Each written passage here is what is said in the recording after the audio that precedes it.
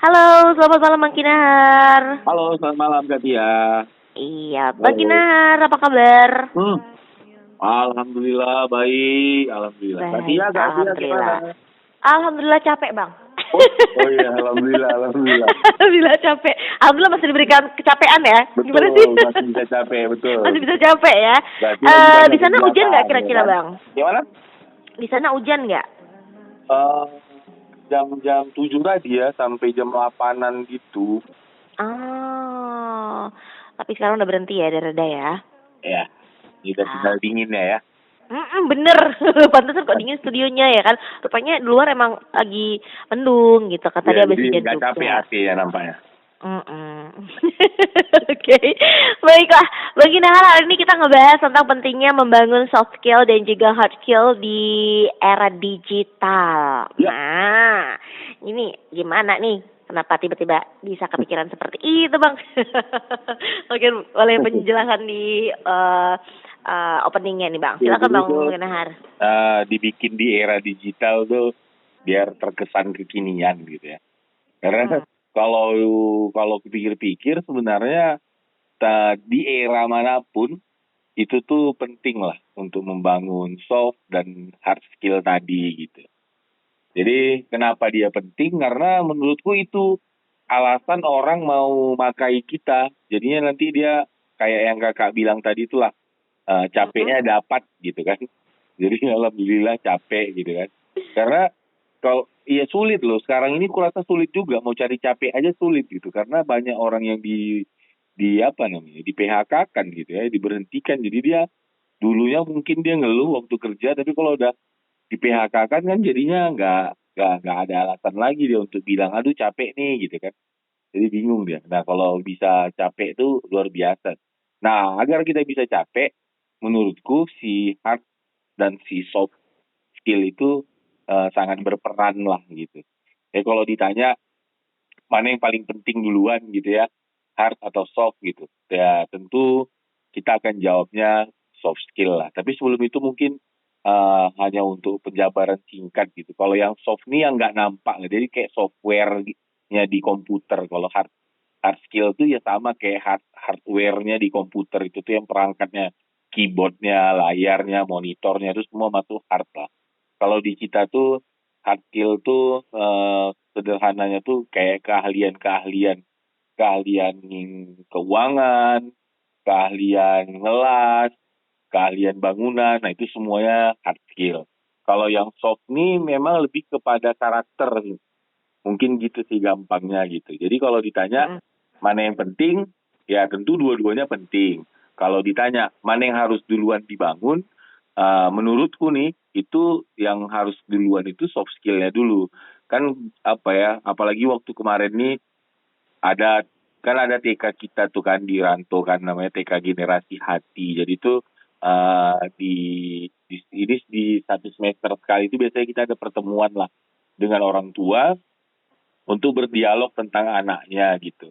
Nah, jadi yang apa ya fakta di lapangan gitu ngelihat anak-anak TK ini lebih murni lah ya daripada kita yang anak-anak yang sudah tidak TK lagi ini kan udah banyak kontaminasi nih dari mana-mana gitu. Jadi karena dilihat dari kemurnian anak TK itu mereka tuh semuanya cerdas gitu. Mereka tuh semuanya kalau dilihat-lihat tuh memang pintar, memang cerdas gitu. Jadi kalau anak terlahir bodoh tuh kayaknya hampir nggak ada kayaknya gitu. Cuman dalam prakteknya mereka tuh bisa jadi terbelakang dari sisi intelijensianya bisa jadi terbelakang. Kenapa bisa terbelakang? Rupanya kalah dia sama soft skillnya. Contoh kasusnya gini, misalnya nih ya, untuk anak TK tuh kan mereka ada menggambar gitu ya. Jadi kita menggambar lah, mewarnai gitu. Belum sampai ke level menggambar, masih mewarnai aja. Jadi waktu dikasih arahan sama guru-gurunya untuk mewarnai, nggak boleh keluar garis dan seterusnya gitu. Secara prinsip anak-anak tuh paham. Jadi ada satu anak yang maksudnya yang jadi persoalan itu mereka itu dalam mewarnai itu harus dilihat gitu, didampingin gitu gitulah gitu. Tapi kan nggak mungkin juga. Paling satu kelas itu ada 2 guru, sedangkan muridnya itu kan satu kelas bisa ada sekitar 15 orang gitu ya. satu kelasnya gitu. Jadi kan satu guru nih nggak bisa dia tentu fokus ke satu orang aja, tapi dia harus pindah-pindah ke murid-murid yang lain. Nah ada hampir rata-rata murid-muridnya itu ketika didampingin, ditengokin sama gurunya gitu. Mereka bagus gambarnya, apalagi diajak cerita gitu-gitu kan bagus gambarnya. Nah ketika gurunya pindah ke anak murid yang lain, itu si anak yang tadinya bagus itu jadi kayak ngambek gitu dia. Terus dia malas ngelanjutkannya itu. Nah yang ini yang kita bilang ternyata hard skill-nya tuh terkalahkan. Maksudnya jadi nggak efektif keahlian dia tadi karena soft skill-nya yang belum terbentuk gitu. Jadinya dia mut-mutan, cemburuan ketika ngelihat gurunya tuh cerita sama yang lain, terus tiba-tiba ada rasa cemburunya, dia jadinya ngambek gitu kan. Dan itu semua masalahnya di soft skill. Makanya memang di TK tuh lebih condong kepada pembinaan soft skill-nya daripada hard skill-nya gitu. Nah ini kalau untuk pengantar ini ya ya apa ya kita berani bilang kalau soft skill itu yang paling perlu untuk kita bangun, atau dalam bahasa lain yang lebih gampang kurasa lebih penting karakter diri lah yang lebih utama kita kita kita bangun dulu gitu. Karena kalau itu udah bangun nanti soal hard skill keahlian lebih gampang, karena secara prinsip segala sesuatu yang tampak itu bisa dipelajarin gitu. Dan hard skill ini rata-rata bisa dilihat semua kan, semuanya nampak gitu. Itu artinya semua hard skill bisa dipelajarin dengan mudahnya gitu. Mungkin itu sih Mbak pengantar di awal Oke, kita. baik ya. Tapi emang kalau ngomong-ngomong tentang soft skill dan juga hard skill ini emang penting ya Bang ya? Atau mungkin salah satunya bisa dipilih kan ya? Ya, kalaupun memang harus dipilih, ya saran ya, mulailah dari Mm, soft skill dulu gitu. Apalagi nih kalau pendengar kita ini kan banyak anak pelajar gitu ya. Ini ya. untuk nakut-nakutin sih. Tapi ini tentu nggak ini ya, bukan maksudnya gini, kita mau cerita tentang sekolah nih, tapi bukan berarti sekolah tuh nggak penting ya. Sekolah tuh tentu penting. Tapi kita bisa lihat siapapun yang dengar kita malam hari ini, itu boleh dong nanya-nanya ke senior-senior dia yang mungkin sudah tamatan kuliah gitu ya. Tanya tuh sama mereka, eh, relate nggak yang dia pelajarin dulu, dia dulu jurusannya apa, sekarang kerjanya apa gitu. Karena data yang kita tahu gitu ya, tapi boleh di-cross check lah di lapangan. Data yang kita terima gitu, hampir berapa ya, mungkin 70-80% itu tamatan orang yang bekerja tuh lari daripada jurusan mereka ketika mereka sekolah gitu. Atau bahkan banyak juga yang memang apa namanya, tamatannya tinggi tapi pekerjaannya juga lain-lain gitu. Kalau kata sahabatku tuh lebih ekstrim lah ya. Ini lebih ekstrim nih. Dia bilang, wah ini apa namanya, ada kami beli gorengan gitu. Waktu nanya, ya rupanya dia sekolahnya di dekat-dekat dia jual gorengan itu juga gitu. Wah kalau gitu ngapain abang sekolah bang, kalau cuman jual goreng ya ternyata gitu kan. Bagus dari awal belajar jual goreng, mungkin akan jauh lebih enak gitu. Nah yang mau kita sampaikan tuh ternyata hati-hati ya ini ya. Jadi lebih kepada kehati-hatian saja. Siapapun yang masih dalam tahapan sekolah gitu, bahwa sekolah tuh nanti tidak akan berguna gitu kalau tidak didampingi dengan soft skill yang baik. Itu yang paling utama yang mau kita sampaikan. Karena kesulitan juga kok nanti dia gitu. Nggak terpakai juga ilmunya kalau dia nggak disokong dengan karakter yang bagus gitu. Jadi kalau suruh pilih salah satu, mulai dari sekarang mari cari cara untuk membangun soft skill itu bagaimana. Walaupun nanti di akhir mungkin akan kita bahas itu ya. Tapi kalau di awal ini Yep, silakan benar. cari tahu lah caranya kayak mana. Cari tahu kalian sama kreatif. Kalau nggak tahu kan tanya lah. Pinomat kan tanya sama si Bang Kinahar. Iya, kilometer kan jangan sosok tahu kan kita tahu. Oke, sambil juga sahabat kreatif cari tahu dan sambil mau mikir nih mau nanya apa gitu kan ya, boleh aja di 0811615924 di WhatsApp ya. Kita nanti balik lagi ya Bang ya, kita break dulu ya. Oke, buat sahabat kreatif ditungguin buat pertanyaannya untuk Bang Kinahar nih di 0811615924 tentang pentingnya membangun soft skill dan juga hard skill di era digital di Sharing Time Pro Medan. Jadi kemana-mana ya. nih ya. Kita masih di sharing time mah barengan sama Bang Kinahar nih Sobat Kreatif, membahas tentang pentingnya membangun soft skills dan hard skills di era digital. Oke Bang Kinahar, balik lagi nih di sharing time. Oke. Oke, ini ada yang bertanya dari Tari nih Bang. Kalau misalnya pilih salah satu boleh nggak? Boleh. Boleh Tari. Boleh. Tapi ada tapinya nggak? Jangan tapi lah. Jadi boleh pilih salah satu. Dimulai dengan milih soft skill. Jadi nggak usah. Kenapa? Tunggu. Ya, kenapa soft skill? Kenapa nggak hard skill gitu?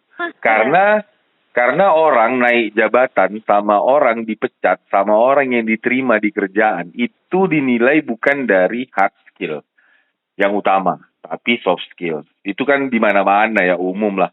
Tesnya itu wawancara tuh, itu tes terakhir gitu ya. Jadi kalau sepintar apapun, kalau waktu wawancara kamu tidak punya etika, maka kamu tidak akan diterima. Kalaupun kamu mampu menutupi itu ketika wawancara, nanti ada namanya trial dulu tuh, istilah orang-orang tuh magang 3 bulan. Di situ akan dilihat, yang dilihat tuh attitude sebenarnya. Attitude tuh soft skill gitu. Nah kalau soft skillmu bagus, maka kau akan diterima, dan karena soft skillmu bagus, nanti kau akan mudah itu untuk naik jabatan dan seterusnya. Jadi makanya kalau ditanya tuh ya penting itu soft skill dulu lah sebelum hard skill. Terus hal lain tuh gini dulu ya, ini cerita dulu nih, jauh nggak dulu ya nih, SMP kayaknya. Jadi ada nama mata pelajarannya tuh SMP atau SMA ya, fisika namanya gitu. Jadi aku tuh termasuk yang suntuk lah dengan fisika gitu kan. Tuh malas lah gitu dengan rumus-rumusnya segala macam. Terus aku bilang ke mamaku gitu kan, ini kayaknya payah kali lah mak belajar fisika ini gitu lah. Malas sekali aku belajar fisika ini gitu. Terus saat itu mama aku bilang kalimatnya gini, oh iya nggak usah pala kau pedulikan kali fisika itu, yang penting kau cintai aja gurunya, kata dia gitu.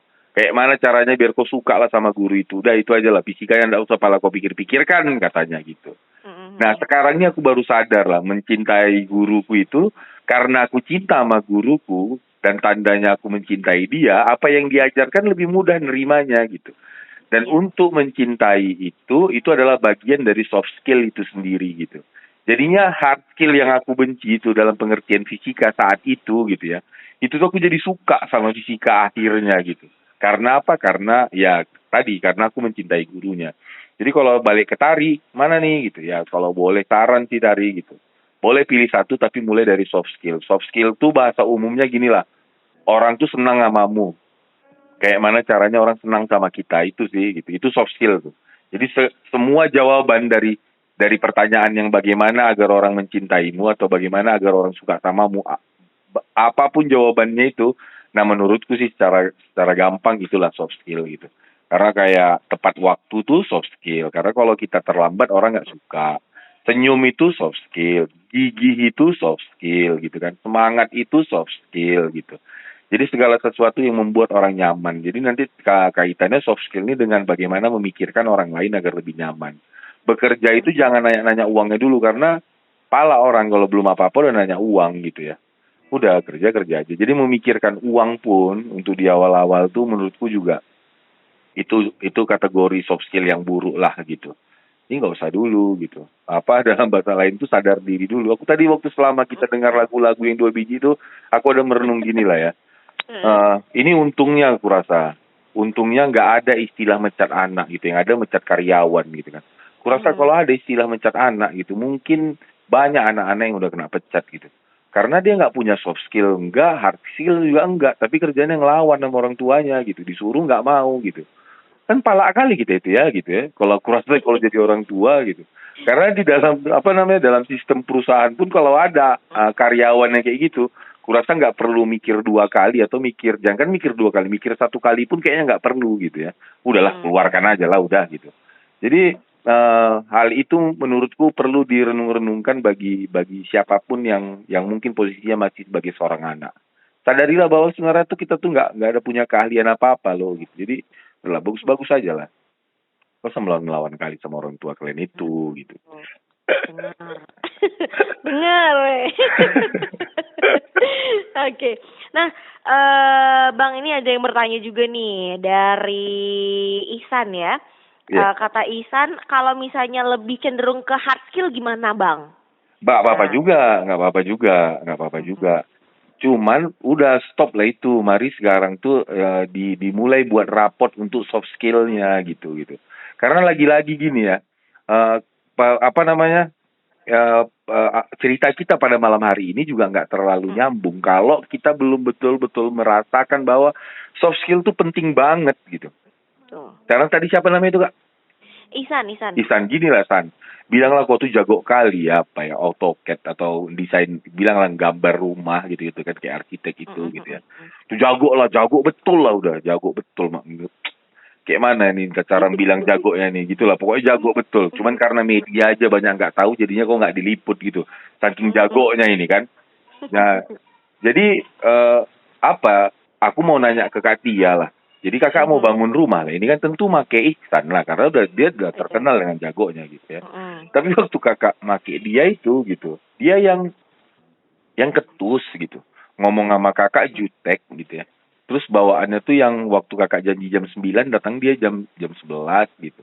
Pas dia udah datang dia nggak minta maaf, dia langsung duduk aja. Jadi mau rumah yang kayak mana gitu, nggak ada basa-basinya. Abis itu yang nanti waktu dia duduk sama kakak nanti kakinya naik ke atas bangku ya, gitu-gitulah apa soft skillnya gitu. Mau pakai dia gitu.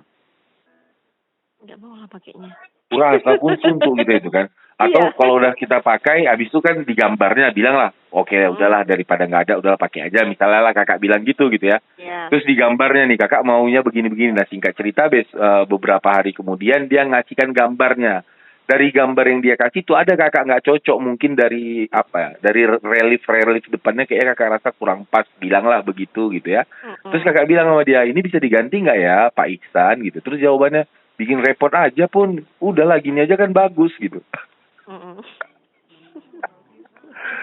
Dan jadinya nggak mau kan, dan kabar bayi yang lain itu Kak Tia kan pasti akan ngasih tahu ke kawan-kawan Kak Tia yang mau bangun rumah, pokoknya kok jangan sama si Ihsan gitu. Nah terakhirnya terhambat tuh gitu. Tapi kalau nggak pandai, anggap dia nggak pandai, Ihsan nggak pandai kali nih gambar gitu ya. Tapi dia permintaannya tuh permintaan Kak Tia untuk begini-begini diiyakannya, maksudnya oke lah dilayani dengan baik gitu ya.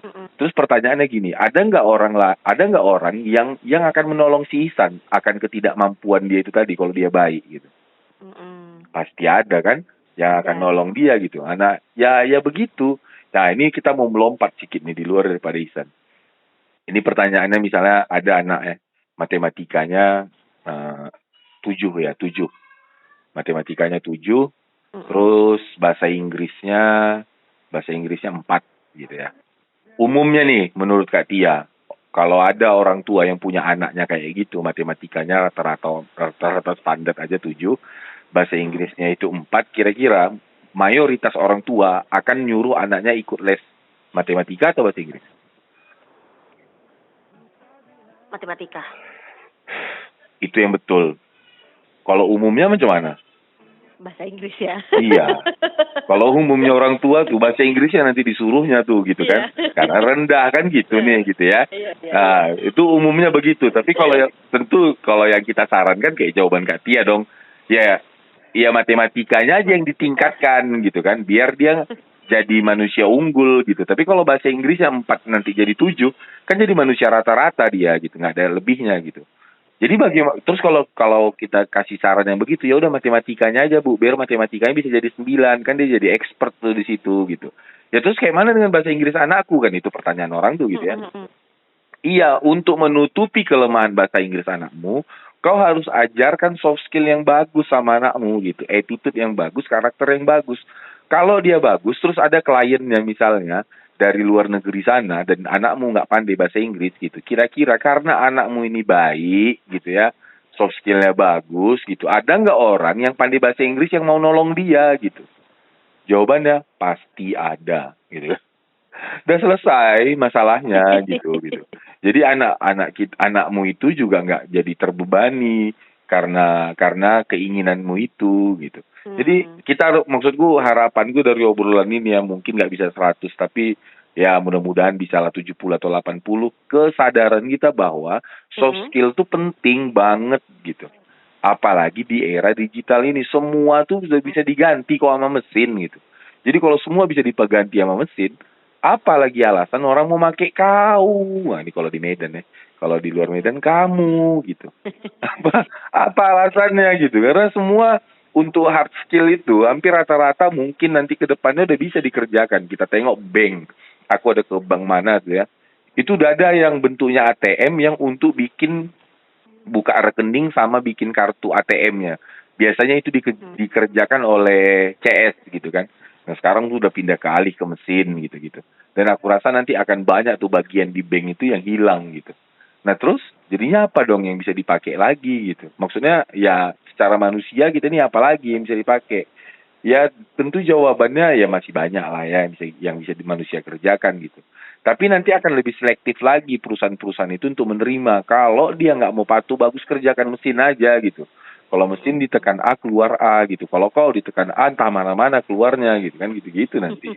Jadi ya karena mari sama-sama kita berjuang berdarah-darahan gitu, kalau perlu gitu ya untuk memperbaiki soft skill.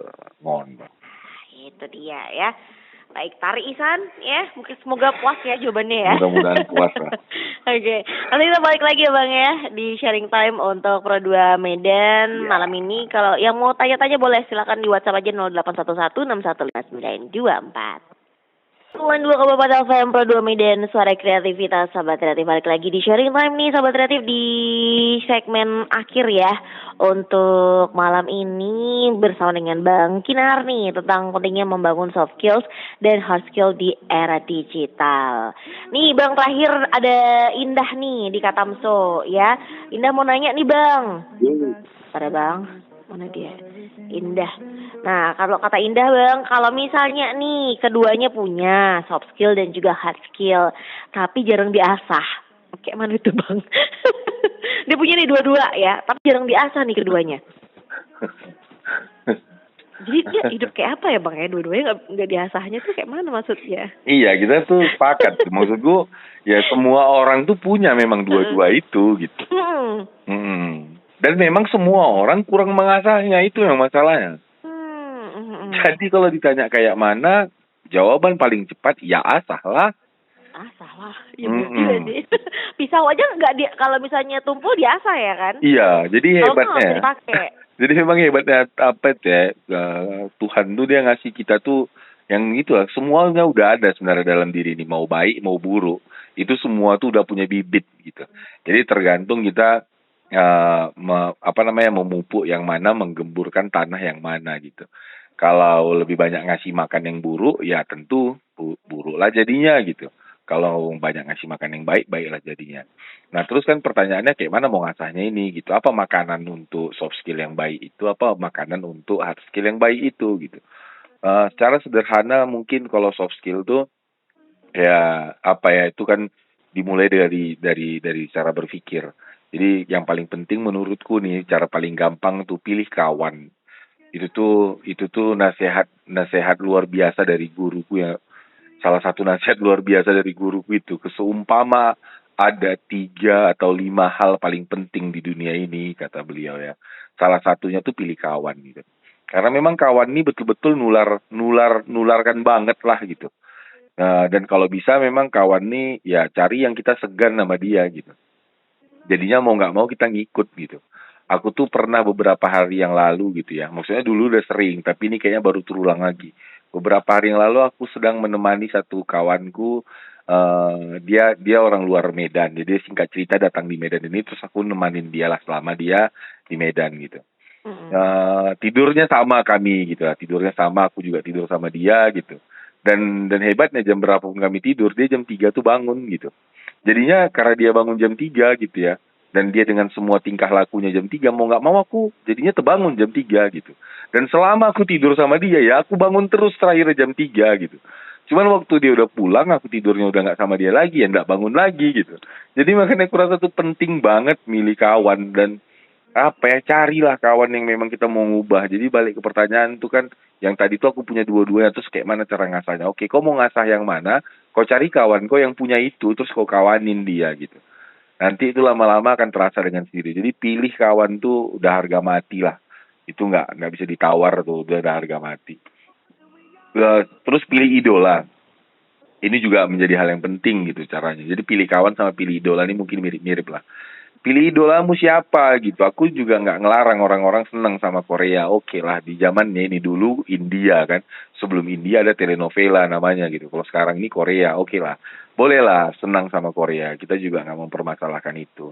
Tapi betul-betul dipilih dan dipelajari betul bagaimana mereka itu meniti karirnya gitu. Jadi jangan nengok yang sekarang dia pakai pakaian ini terus kita ikut.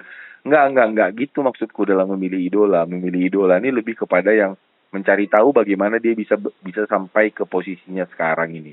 Jadi dipelajarin, mudah-mudahan kalau kita mempelajari idola kita itu kan akan lebih semangat gitu ya untuk ngikutinnya gitu. Ya itu sih mungkin terkait dengan soft skill dan hard skill nih. Kalau tanya bagaimana caranya, pilih kawanmu, lalu pilih idolamu siapa gitu. Dan yang kupahami sebaik-baiknya idola tuh sudah disiapkan Tuhan, yang kita kenal dengan istilah namanya tuh nabi-nabi gitu. Jadi ikutin aja bagaimana para nabi itu bertingkah laku. Banyak nabi-nabi itu banyak di setiap agama lah. Mungkin judul-judulnya aja beda. Pilih aja mana yang paling kita senangin lah gitulah. Udah lah, nggak usah lah. Aku nggak mau memaksakan harus memilih satu nama gitu. Udah, asalkan dapat kategori nabi dia, apalagi nabi dan ya nabi lah. Apalagi dia dapat kategori nabi, udah ikutin aja dia gitu. Ya terserah. Mau ngikutin nabi yang mana terserah lah gitu. Yang mau dijadikan idola yang mana terserah. Pilih. Dan lalu pelajari bagaimana beliau-beliau itu mempelajari kehidupannya gitu. Kalau hanya memilih sebatas orang-orang kaya di dunia ini, ya kalaupun memang harus dimulai dari situ nggak apa-apa juga gitu. Pilihlah siapa gitu ya. Lalu pelajari bagaimana perjuangan dia, kenapa dia bisa begitu, cara berpikirnya apa. Kok dia ini nggak mau nyerah ya gitu. Padahal udah tumpur, udah bangkrut, tapi kok nggak nyerah gitu. Nah kenapa tuh bisa gitu gitu. Nah terakhir baca buku lah, itu juga penting. Baca buku, Oke. dan baca kitab-kitab suci agama masing-masing lah agar pikiran Tuhan tuh nular kan. Karena kan kitab suci itu kita meyakini bahwa itu adalah perkataan-perkataan Tuhan gitu ya. Jadi silahkan tuh dibaca gitu agar pikiran Tuhan tuh nular ke kita. Dan kalau terkait kitab suci tadi ini ya menurutku mohon izin sebelumnya ini memang harus dipaksa. Ini nggak ada ukuran tawar menawar lagi di situ, itu harus dipaksa gitu. Biar cepat soft skill-nya berubah gitu. Mungkin satu terakhir contoh tuh yang kayak ada namanya Nabi Musa kalau nggak salah, yang hidupnya berapa ratus tahun gitu kan, yang tiap hari tuh kerjanya tuh menyebarkan agama aja, dakwah aja gitu gitulah tuh. Tapi pengikutnya terakhir itu kan cuma berapa orang, yang kapal, yang cerita yang dia bangun kapal dan seterusnya kan, terakhir yang ikut dia berapa orang lah, lebih banyak binatang-binatang gitu kan. Tapi dia nggak putus asa gitu. Nah, jadi kalau kita merasa putus asa, mari kita ingat kisah Nabi itu gitu, bahwa beliau tuh nggak ada putus asanya ya. Dan kenapa dia begitu? Nah, itu silahkan cari tahu sendiri. Jadi, penting lah untuk membangun itu soft skill tadi gitu. Nanti hard skill itu akan terasa dengan sendirinya. Karena keinginan untuk belajar itu juga termasuk daripada soft skill itu sendiri. Jadi kalau masih malas, kayaknya soft skill-nya masih perlu diperbaiki. Mungkin gitu Mbak Dia. Oke, ini sekaligus Penutupan. statement kita ya. Ya. Oke lah Bang, thank you Bang. Makasih Terima kasih banyak. untuk sharing time-nya untuk malam ini. Siap, sama-sama. Ketemu lagi kita di sharing Insyaallah, time amin. malam berikutnya ya. Oke Mbak, Oke, makasih banyak. selamat malam Malam Mbak Dia. Iya, oke, Sobat Ria.